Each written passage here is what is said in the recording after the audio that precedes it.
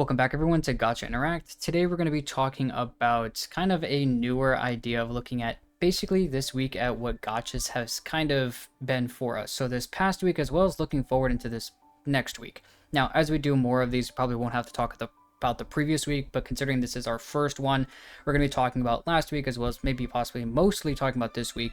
And we are a little bit late about talking about these. We're going to try to do these every Monday, but mainly talking as much as possible about the revenues. So we want to bring this up each month and try to talk about it and kind of see what gachas have really brought to us.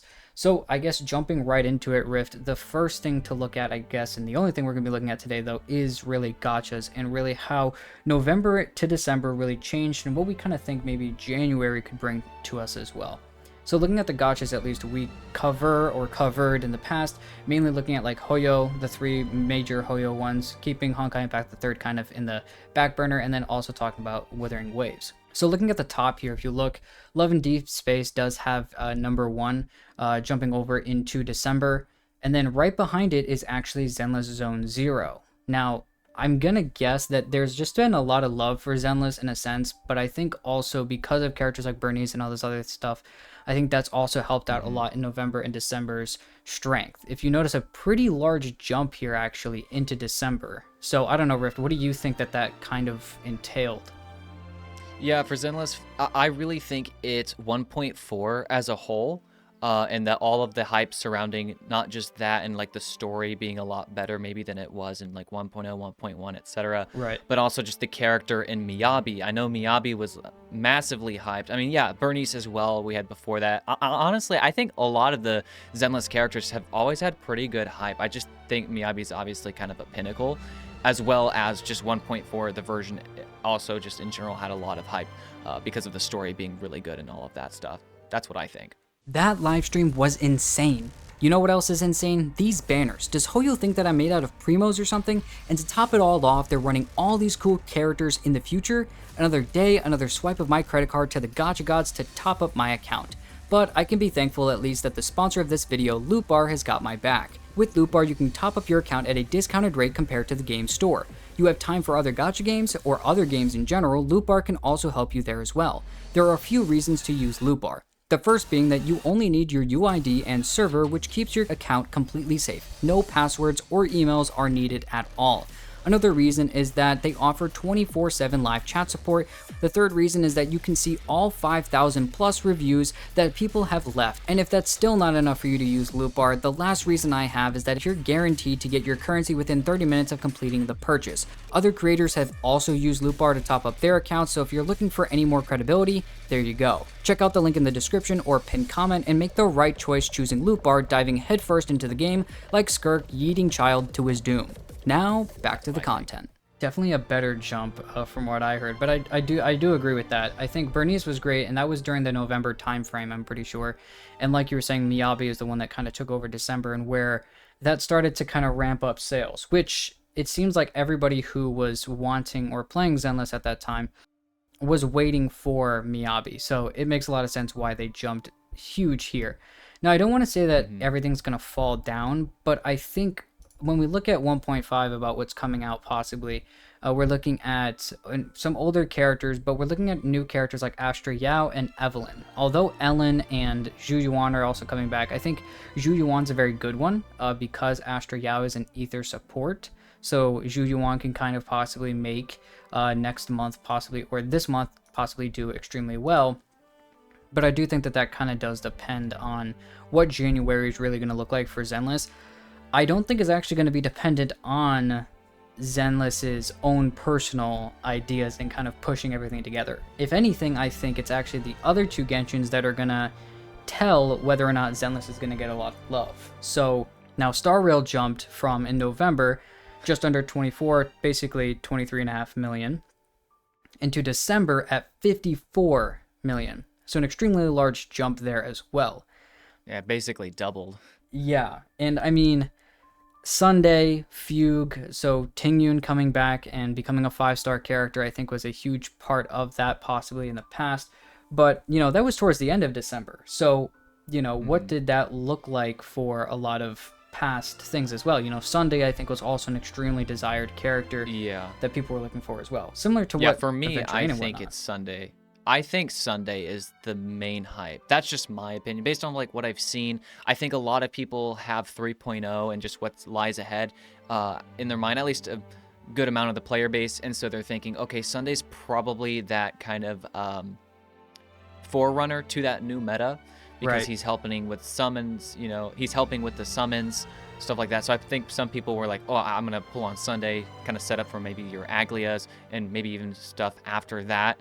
Whereas Fugue was kind of that luxurious kind of pull for your break teams to get that little bit extra more. Now, I think she had a lot of hype too, just in her character because, yeah, Tinyun's return and all of that. But definitely people who don't have break teams, which honestly isn't, I don't know, I would venture to say isn't that many people. Like, break was a meta, so a lot of people went after that kind of thing. Firefly was a big deal. Boot Hill was pretty big. Ruin Mate's just a good character. So, but I just definitely think Sunday is kind of the takeaway that people were preparing for 3.0. The other thing I'm noticing is that going back to even Zenless here, we're going from basically 20 mil all the way up to the 50 mil. So both of these games have doubled, if not a little bit more than doubled. And part of that could just be these new characters, but also the fact that I think it's, you know, coming up on Christmas time. I think people just tend to want to spend more around that time. So I think the time of the year might have to do with it just a little bit. Maybe not. That's just a thought that popped in my head. But I don't know, Vixen, do you have any other thoughts maybe as to why Star Rail is doing a lot better? I think it mainly banks on what you were talking about. A lot of the future characters, and especially Amphorius and whatnot, getting into Remembrance is the idea. I think a lot of people with that were focusing on what future characters are going to do. So Sunday definitely became a large desire for that. But like you said, Fugue, I think, had her own right to make the strength where it is, because a lot of people are huge Tingyun fans and into Fugue, therefore. And also, because she's just helping break, that's just even better. So I think a lot of people either way.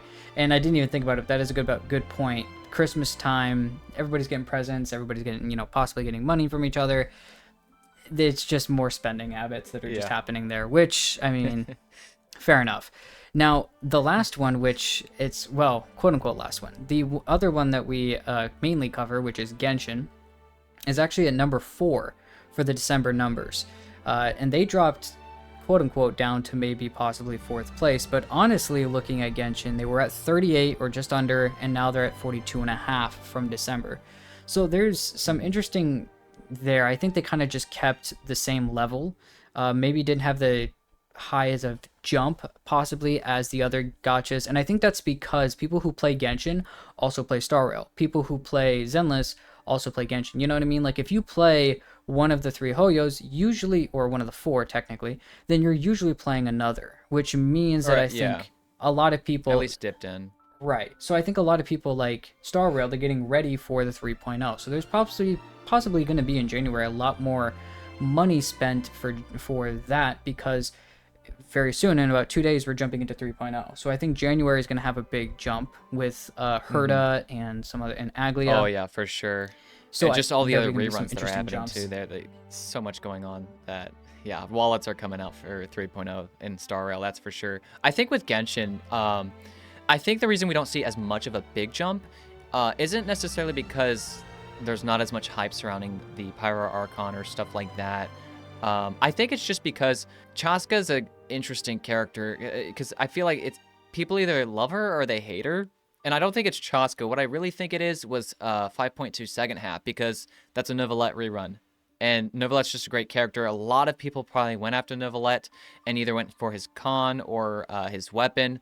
Very good value pulls. So a lot of people probably went after that. Zhongli's always just been a good character for any team that needs a shielder. So I feel like that banner is why Genshin stayed still pretty high in November at 37, which is well above Zenless and Star Rail. And still did increase by about 5 mil because of 5.3. I think, obviously you have the Archon, Mawika. A lot of people have been waiting for that. But also Sitlali, the other new character. A lot of people were waiting for that as well. So I guess that's why you see an increase. And then, honestly, maybe not as big of an increase as we see in Zenless and Star Rail, just because with Zenless, I feel like that was a huge deal with the kind of massive new story. It's not just Miyabi, right? We already talked about that. Lots of new Zenless changes as well to just the gameplay. exactly. Like the game itself just got a lot more appealing to probably a lot of people. Maybe a lot of people stopped in 1.0, 1.1. They were just trying the game out. Now they actually came back. Stuff like that. I mean, Star Rail, we're coming up on an entirely new version of the game. It's that time of the year where, hey, new area, new meta, new this, new path for crying out loud, Remembrance. Genshin, yeah, the Pyro Archon, but I think just those other things in comparison have a little bit more hype surrounding in general. I think also just a lot of people weren't as pleased, at least a certain part of the player base, with Malwika. You know, there's the whole, oh, she has a bike thing, or, oh, she's not as cool as we thought, or whatever. But I think Sitlolly also being there kind of helped back that up. Honestly, I think some people are just still saving anyways because we have another really good banner coming up in the second half of 5.3 with Arlecchino and Cloran. They're also probably just waiting for these other Natlan characters like Ian-san, Aoife, etc. Skirk is a good one. I think you're definitely on track because keep in mind that the Genshin 5.3 update wasn't released until January 1st. So, yes, it technically in the US was opened the night before in December 31st, obviously technically in the time zone area, but I don't think a lot of people initially did their pulling That's actually very that true. night. And the reason I January say might that, happen. right. And the reason I say that people didn't do a lot of pulling that night was because there was a lot of questioning about, a lot of people wanted to know and look at a lot of people doing a lot of testing with Malwika. What was going to be the question about her? What was going to be the problem? Was she going to be good? Was she going to be bad? What was her off-field versus her on-field? Was there going to be a lot of usability in her? And I can safely assume that she is one of, if not the strongest DPSs in the game. But I think people did initially waited for that, which is always a good idea to wait and just give it a week or so to watch people kind of go beyond the beta or anything that you might have thought you've seen or whatever you heard, and actually wait until the actual finished product is out and see it and hear about it more. I think that is why people waited and therefore then pulled. And like you're saying, I think that also has to do a lot with other people at the end of this month that are going to be grabbing Arlecchino or Cloran. Now, plenty of those people that were kind of also doing this are just kind of throwing money into the banner just because they realize how strong both these two characters are. At the same time, pulling someone like Malwika, we've talked about in the past, it's difficult to put her without Sitlolly or Shilonen. So that could also deter some people. So yeah, I will very say, interesting.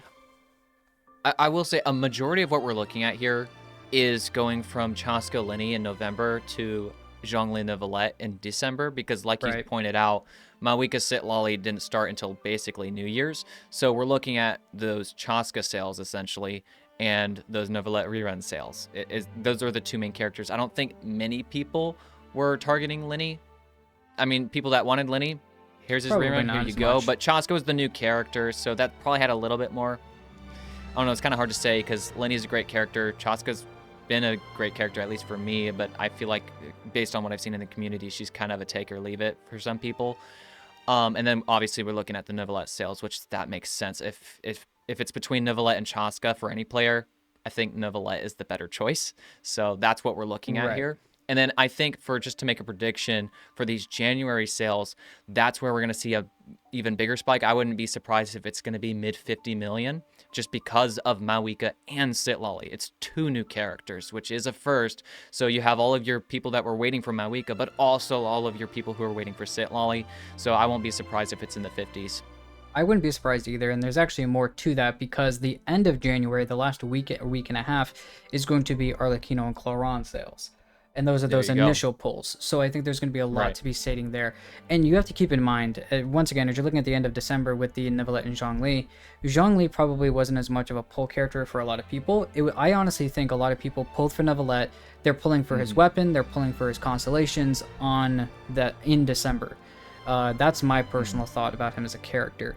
Never mind now looking at, and a lot of people are probably thinking, grab at least an extremely strong DPS before Malwika comes out, and I don't know what she's actually going to be like, and don't miss the opportunity, which is totally fair. And Neuvillette stayed strong, so definitely going to think that in the future we're going to see some very strong sales because of Malwika and Sitlolly, but also because of the people in that first week and a half for Arlecchino and Cloran for sure. But I agree. But besides that, we actually if you look for it here, if you scroll down, we're all the way at number 26. Oh my, going down. And Wuthering Waves is the last game we're going to talk about today, and that game was doing actually pretty well. Actually, if you look at the past sales, this was, if you took 18 million, I mean, they could easily be top. They're easy top 10. Right. Back Yeah, they were definitely close to Zenless and Star Rail, at least top 12 or 13. which is pretty good. In November, because they were in the just over 20 million. Here we have 18. I think I'm gonna stay positive on this. I think the reason we see a massive decrease in Wuthering Waves is because the hype and a lot of people wanting to save for Renacita and the that's new exactly character what I have pulled Carlotta. up. I think that's what it is. So Yeah, and that's, as you can see here, in January 2nd, we're immediately having version 2.0 with Renacita actually come out. Never mind, there are plenty of other characters that are also releasing after Carlotta. I think Wuthering Waves only gets stronger from here. The Kuro has been on the same level as Hoyo in terms of a lot of things. A lot of people who just like Wuthering Waves really just like Wuthering Waves. It's not a desire of just cause it's something else. A lot of people actually enjoy their time playing the game. So I think they're going to be here and here to stay for a while, which I'm totally happy with. And I mean, the battle system is very different and probably really one of the best cool. we've seen in the gachas. In Renacita, they've taken to an extremely new extent the visuals that go into these games. The visuals are crazy. And I loved watching some of the trailers. Like I did watch Carlotta's trailer. Yeah, It's just like, it's so cool. I love that the style is slightly different from Hoyoverse. It's kind of refreshing to see that different style. And yeah, Zenless and Star Rail do look different from Genshin. They all three kind of still look like, oh yeah, that's Zenless, or oh yeah, that's Star Rail. You can see that, but then you go and load up Wuthering Waves and you're like, oh yeah, this is nice. This is Wuthering Waves, and it's just, it's a different feel, you know? Very fresh. I love it. The art style is amazing. I just think that, yeah, the sales here, we're going to see probably a massive increase in January because of Carlotta. totally. And with more characters that we now know that are strong characters like Shorekeeper, if they get reruns and whatnot, I think that's going to be a telltale of future things, because a lot of these characters that are coming out want Shorekeeper just because Shorekeeper is just an amazing buffer. I mean, I'm pretty sure, if I don't remember wrong, she heals, she increases attack, crit, she's a really good buffer, and I think overall she's just a solid support character. She's just a good-looking character too, if I must say, you know? That's the other thing though, is that each of the characters does extremely well with like being separate from another character. Like not one character looks like another in a sense, you know what I mean? Like Gion doesn't look like another character that you have here. And I'm not saying that like the other games don't do that. Yeah, that's what I'm saying. Like I don't think that at least the Wuthering Waves, they do really well with, even though the game is a lot darker, the colors are more, maybe less vibrant than what Hoyo does. I think that's what the appeal to this game has though. And obviously characters like Zani in the future that are going to be high pull amount, that blonde-haired character, which I forgot her name. There's plenty of other things I think in the future that's going to make the January sales and future months just absolutely spike. It's kind of like what we're seeing in Star Rail, where Star Rail's hitting its 3.0 very soon, so we're probably going to see a massive spike. Right. Not just because of the new characters, but also the reruns, and so I think Wuthering Waves is going to follow a similar trend here shortly.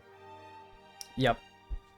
Well, I think that's everything we've got looking at the basically revenue and sales that we've seen in the gacha games. Now looking at the past and the future, obviously we can't talk about every single one of these games, but it is nice to see each month kind of how things happen and change. Hopefully in January we'll be able to see a little bit more, or obviously when we do this, it'll be in a few weeks. We'll be looking in February at January's revenue.